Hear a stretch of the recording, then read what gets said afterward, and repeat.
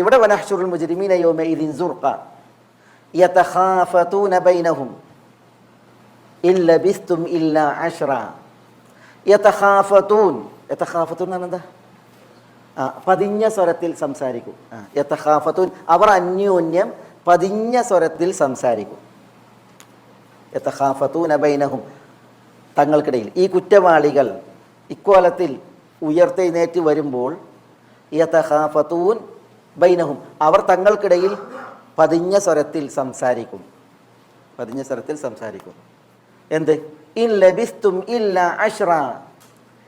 In ലബിസ്തും നിങ്ങൾ താമസിച്ചിട്ടില്ല. In ലബിസ്തും ഇമ്മക്കസ്തും എന്നർത്ഥം. നിങ്ങൾ താമസിച്ചിട്ടില്ല, തങ്ങിയിട്ടില്ല.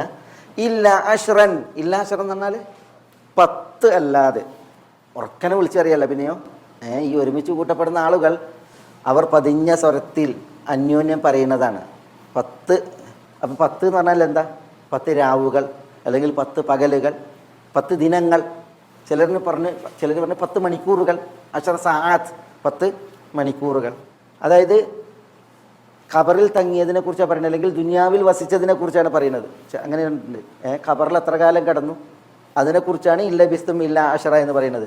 ചിലർ പറഞ്ഞില്ല ദുനിയാവിൽ നമ്മൾ എത്ര കാലം കഴിഞ്ഞു അതിനെക്കുറിച്ചാണ്. ചിലർ പറഞ്ഞത് ദുനിയാവിലും ഈ ഉയർത്തെഴുന്നേൽക്കുന്നത് വരേക്കുമുള്ള ഈ നീണ്ട കാലം, അത് ഇല്ല ബിസ്തും ഇല്ല അശ്റ, ഒരു 10 ദിനം 10 രാവ്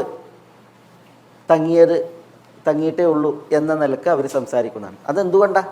അത് ഉയർത്തെഴുന്നേൽപ്പിൻ്റെ ആ ഭീതിയിൽ, ഭയാനകതയിൽ. ഉയർത്തെഴുന്നേറ്റിട്ടേ ഉള്ളൂ, മഹ്ശറിലേക്ക് പോവുകയാണ്. അപ്പോഴാണ് ഗതകാലങ്ങളെ ഒന്നായിട്ട് വിധിക്കുകയാണ്. ഇത്രയും നമ്മൾ ദുനിയാവിൽ അല്ലെങ്കിൽ നമ്മൾ ഇതുവരേക്കും കഴിഞ്ഞുകൂടിയിട്ടുള്ളൂ എന്നവർ പറയുമെന്നാണ്. യതഖാഫതൂന ബൈനഹും ഇൻ ലബിസ്തും ഇല്ലാ അശ്റ.